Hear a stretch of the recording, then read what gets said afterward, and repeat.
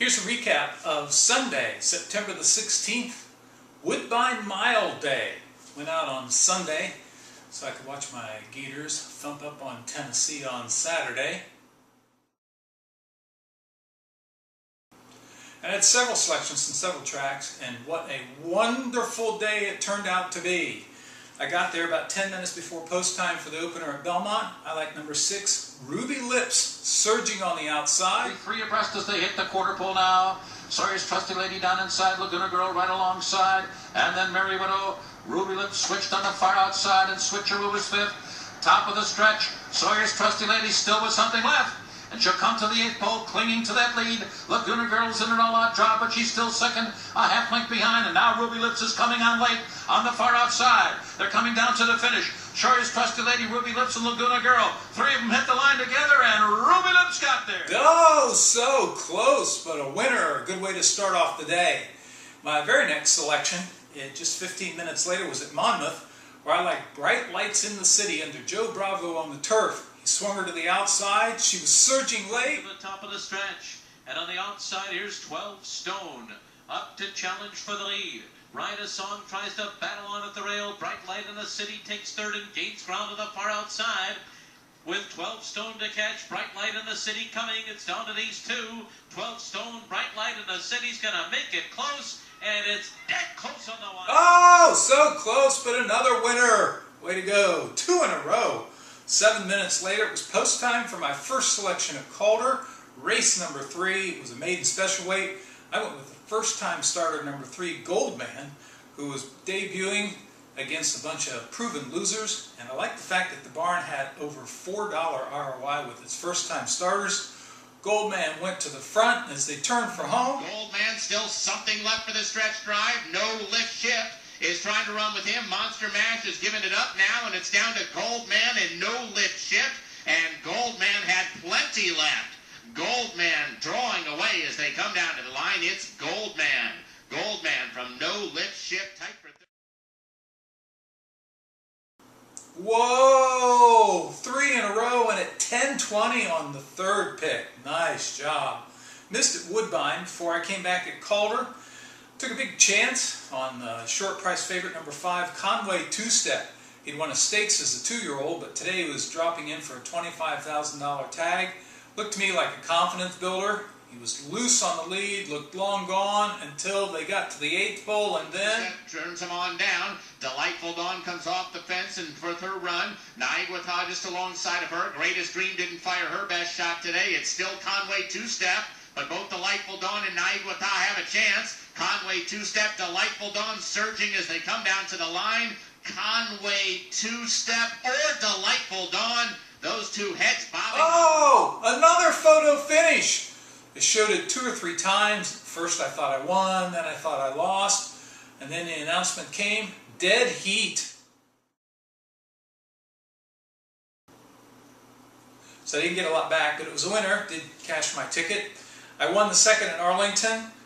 Paid just $5.40, and then it was time for the 5th race at Monmouth. It was on the turf. I thought number 2, Deep Sea Tail, who had never been on the turf and never been 2 turns, I thought he'd try to steal it under Elvis Trujillo. He was saving all the ground on the rail. As they turned for home, everybody went wide. He scooted free. 3 across the track, the Dream of Paul now comes up and after them 4 wide, then Run Hot Runner, followed by Daunting, and they're into the stretch. Eastbound Train on the rail. Deep Sea Tail, finally Friends fights on between those two. Farther out comes the Dream of Paul in 4th. It is Deep Sea Tail, finally Friends. Eastbound Train, the Dream of Paul. Daunting is 5th and close up lane as they come down to the wire. Finally Friends, maybe in a photo with Deep Sea Tail. Oh! Photo finish again! Usually when the camera follows a horse after the finish, that's the winner. And if it's a photo and it's that close, they pan so they show both of them. But in this instance, they kept showing the 10. They showed some replays in slow motion, and I just thought, I'm not sure I lost. And as the 10, the apparent winner, jogged back, they flashed to the tote board.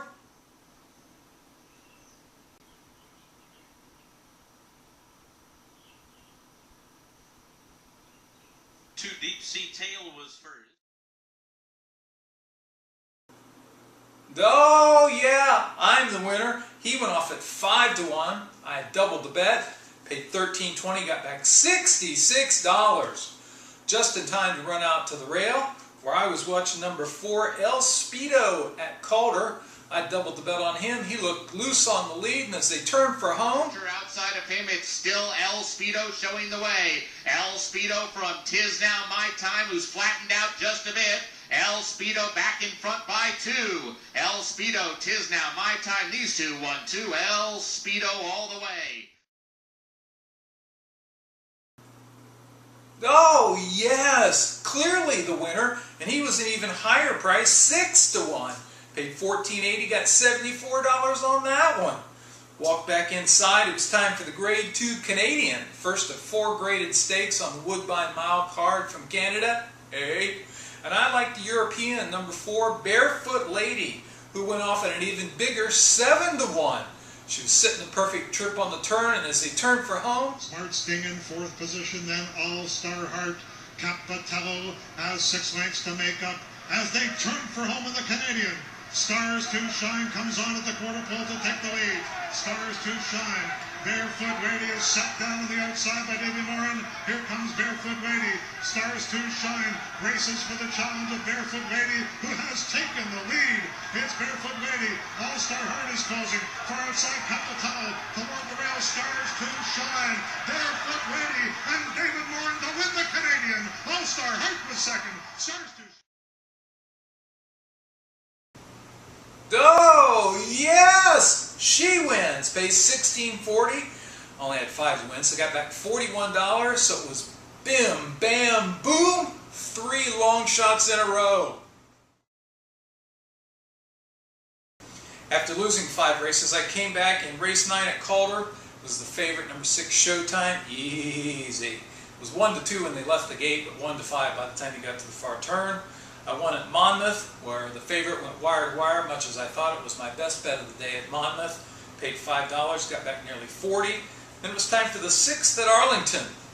I like number 1, Baba Lucy with Rosemary Homeister. Loose on the lead. Oh, look, easy at the top of the lane, and then Lucy spans them in. Baba Lucy's on a 6-length lead, and they're deep in the final furlong and a half. She's an Alpha Gam, now second. Rosebound to third under pressure. Final furlong. Queen of Sayota and Bea down for the final 16th. She's an Alpha Gam trying to get here to Baba Lucy close to the finish. Baba Lucy, she's an Alpha Gam is surging as the line looms. Baba Lucy. oh, another photo, but hung on. Paid $4.60, got back nearly $12. Then it was time for the Grade 1 Northern Dancer at Woodbine, going a mile and a half. This is great handicapping, I thought. Last year, Wigmore Hall had shipped from Europe, running the Arlington Million, closed late, wasn't really a threat, and got beat by a little over 3 lengths. Shipped to Woodbine, won the Grade 1 Northern Dancer. Went back to Europe, lost 6 races in a row. Then he shipped over here this summer to run in the Arlington Million. Closed late, was never a threat, beaten 3 lengths. Sound familiar? Shipped to Woodbine today, duh, hello. Went off at 7-2, and as they turned for home, Irish Mission comes on to take the lead at the head of the stretch. And it's Irish Mission at the quarter pole. Irish Mission has the lead, and Wigmore Hall unleashes a run on the outside. Irish Mission is empty. Wigmore Hall to the inside is Al Khali. Those two are going at it. Spencer all over Wigmore Hall. Al Khali, and here comes what paid him on me on the outside. Wigmore Hall, a narrow lead. Al Khali to the inside. Here is the wire. Wigmore Hall has done it again. He wins the... oh yes, paid $9.40, got back nearly $50. I'd originally planned to triple the bet, but I bet 10 and decided not to change it, so still, it was a nice win for me. The 9th race at Woodbine, I thought Mojo Queen would be a short, odds-on favorite. Looked like the lone speed. She was the lone speed, but she went off at 2-1. Mojo Queen. And on the outside, Lemon Splash, and here comes Acting Naughty from off the pace. It is still Mojo Queen in front, last 16th of a mile. Mojo Queen, Lemon Splash, Acting Naughty, Mojo Queen had enough. Oh, finish line came just in time. Got back another $30. And then it was time for my bet of the day, the featured Grade 1 Woodbine Mile. I thought Wise Dan just looked tons the best. As they loaded into the gate, he was 1-2, which I thought was stealing.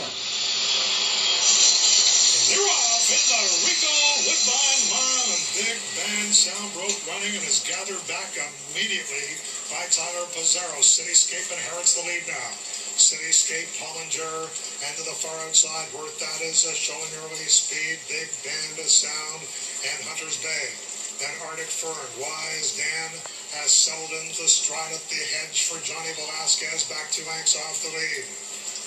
Then a breakup close to 3 to Dance and Dance, riding the river trails this field. Worth out on the outside, into the inside, Arctic Fern. They're head-to-head as they run into the turn. The opening quarter was 23 3/5 of a second on the firm going. Wise Dan watches these two front runners go at it, and Cityscape is right at the flank of Wise Dan. Back to Big Band Sound in 5th position, 3 lengths off the lead. Then Hunter's Bay, Hollinger, Dancin' riding the river, 46 4/5 for the opening half mile. Worth that. Now Wise Dan has a seam, drops to the inside, and Wise Dan comes on to challenge. Worth that. Cityscape is set down on the far outside, and they're coming through the stretch here at Woodbine. Wise Dan is next to the rail. Cityscape in an all-out drive to the outside. Worth that could not stay with the front two, and it's Wise Dan under a hand ride. Now Johnny Velasquez shows up the whip last 16th of a mile. Wise Dan, a jaw-dropping performance to win the Rico Woodbine Mile. Hunter's Bay was second, Cityscape third, and Riding the River was fourth. Well, I think he lived up to his billing, Jason. That was a dynamic performance. Off to the Breeders' Cup, where we'll see him when we're in Los Angeles at Santa Anita Racetrack. For the day, I had 26 selections. I won 14 times. 14, count them. That's a winning percentage of 54%. That's just unheard of. And I made a profit on the day of over $220. It was a great day at the races.